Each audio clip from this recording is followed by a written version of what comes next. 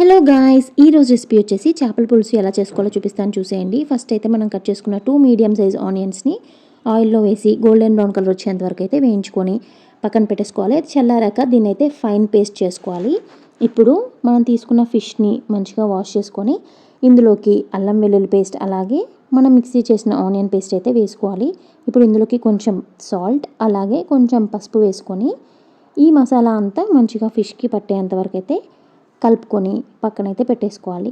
ఇప్పుడు ఒక గిన్నె పెట్టేసుకొని అందులో ఆయిల్ వేసుకొని ఆయిల్ మంచిగా వేడెక్కాక ఇందులోకి మనం మ్యారినేట్ చేసుకున్న ఫిష్ని అయితే వేసుకోవాలన్నమాట. ఇప్పుడు నెమ్మదిగా ఒకసారి అయితే ముక్క చెదరకుండా అయితే కలుపుకోవాలి. దీన్ని మనం ఒక 10 మినిట్స్ మీడియం ఫ్లేమ్లో అయితే ఉడికించుకోవాలి. చూసారు కదా, ఇప్పుడైతే 10 మినిట్స్ అయింది. ఇందులోకి ఒక నిమ్మకాయ సైజ్ అంత చింతపండునైతే నేను రసం చేసి పక్కన పెట్టేసుకున్నాను. ఆ చింతపండు పులుసు పోసుకొని రుచికి సరిపడా కారం, అలాగే ఉప్పు వేసుకొని ఒకసారి అయితే కలుపుకోవాలన్నమాట. కలుపుకున్న తర్వాత మళ్ళీ ఒక 5 మినిట్స్ అయితే మీడియం ఫ్లేమ్లో పెట్టి ఉడికించుకోవాలి. సో అంతే, ఫిష్ కర్రీ అయితే రెడీ అయిపోయింది. సో మనం ఫిష్ కర్రీ చేయడానికి మ్యాక్సిమం 15 మినిట్స్ టు 20 మినిట్స్ పడుతుందండి. అంతే, తొందరగా కుక్ అయిపోతుంది.